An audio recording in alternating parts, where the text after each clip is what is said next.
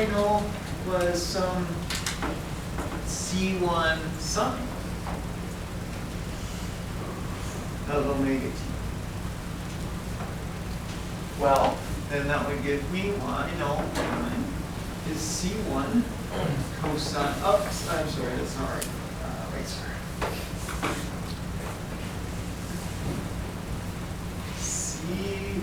C1 omega cosine omega t. C1 omega cosine omega t.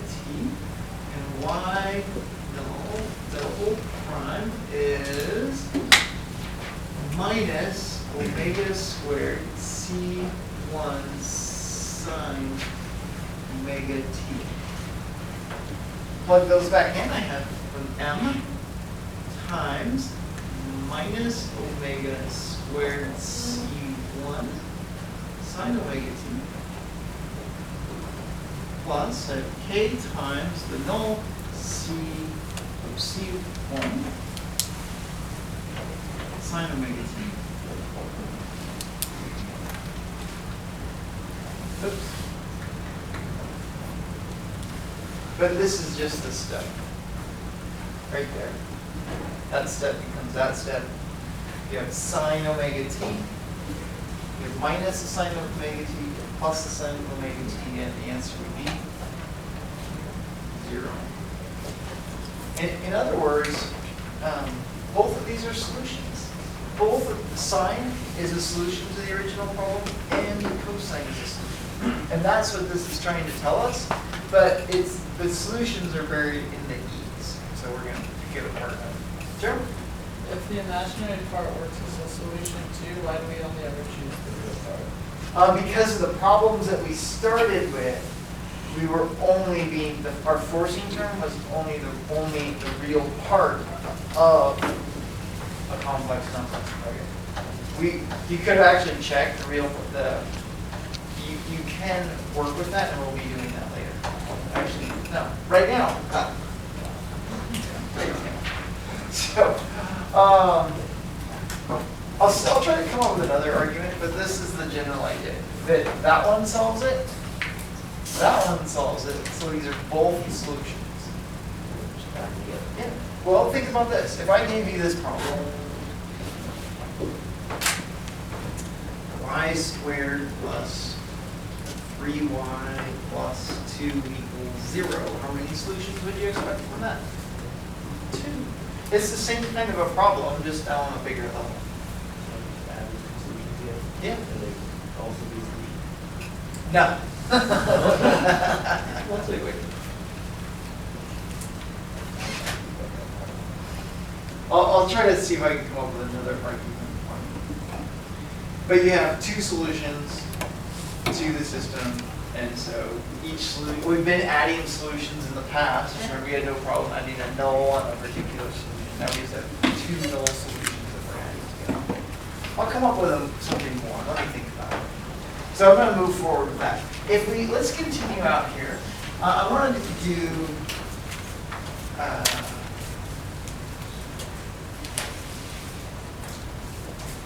this. So first off, we have C1 cosine omega t plus plus, I'm going to write it this way, I times C1 sine of omega t plus. Now, how can you simplify the cosine of minus omega t?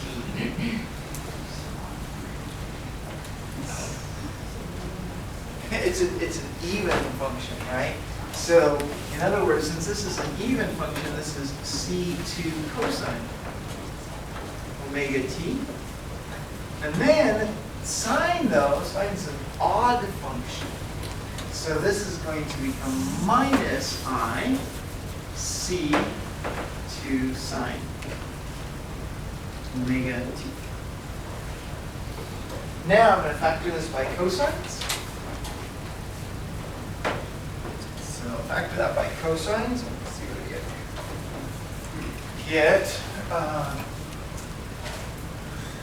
I'm going to write it this way. When I factor it out by cosines, I'm going to get a C1 plus C2 cosine of omega t.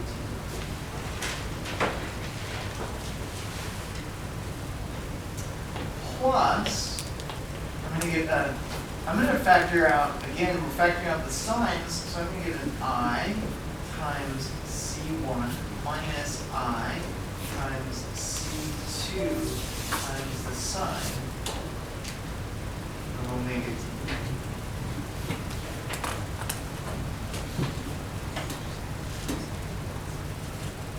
Okay, we checked, we found that cosine of omega t was a solution, wasn't it? We found the sine of omega t was a solution. So what we do is, the general convention is we say that our solution, I'm going to use this as a capital C1 cosine omega t plus this whole piece IC1 minus IC2, we say that's capital C2 sine of omega t. That's the solution to our system. That's our null solution. That's our null solution.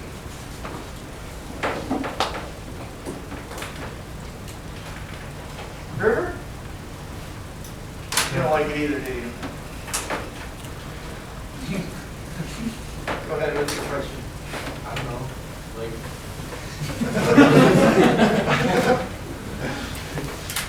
Never mind. Okay.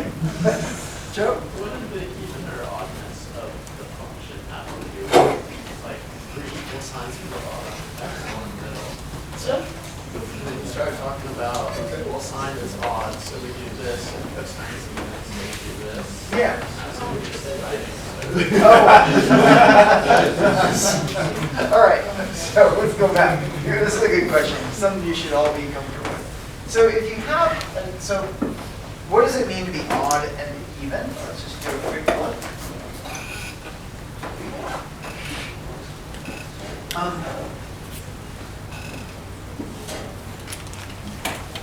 We'll actually draw a cosine.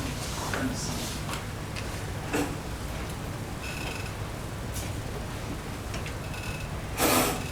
So it's how you look at the function about the y-axis. It's about the y-axis. So odd functions, we're going to need, for example, let's look at cosine first, even. So an even function, so if we look at cosine, it does this. But if I continue to the left, it does the exact same thing. So if I pick minus x, or if I pick x is right there. So minus x is right there. But watch, if I take cosine of x, I get that by. But if I take cosine of minus x, what do I get? I get the exact same value. And it works anywhere out here. If you pick any x here, and you pick minus x over here, it's always the same. So in other words, the cosine of minus x is equal to the cosine of x. So that's how I got to this. So cosine is even.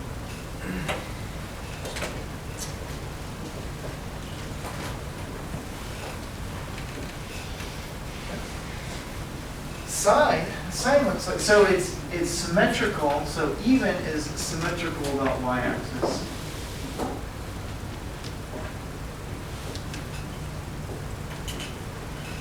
About y-axis.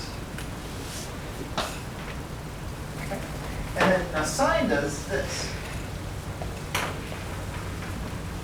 But then from the y-axis it goes down. So let's see what happens here. Hopefully my pictures is symmetrical enough. If I pick an x here, and I come over this distance to minus x,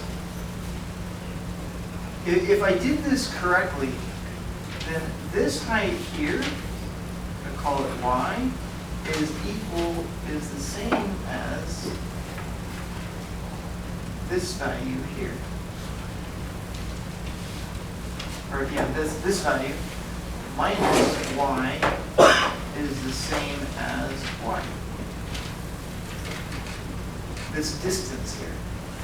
So, so what happens on an odd function is if you put whatever you put in for your x value, if you put in the negative x value, your y value is always negative. So sine, so if you have sine of a negative value, that's the same as making it just minus the sine of the positive value. And that's how I got that. Take a second crack at it. Well, my initial question is, why wouldn't we can you still have i's in a constant?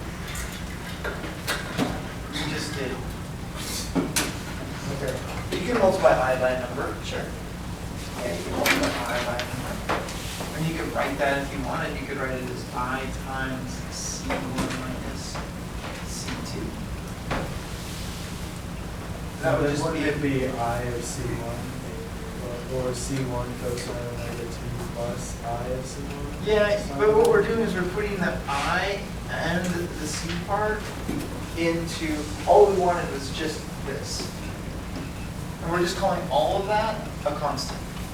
And the reason is because this was a real value function. And we said over here, we showed that sine is a solution. Not only is sine a solution, but a family of sines are solutions. And so we were saying, so what we did over here is we said, well, this IC1 minus IC2 is really just the same idea as just some constant times a real value function. That's all it is. That's all it is. All right, let's take a 10-minute break. And when we get back, we'll work on this.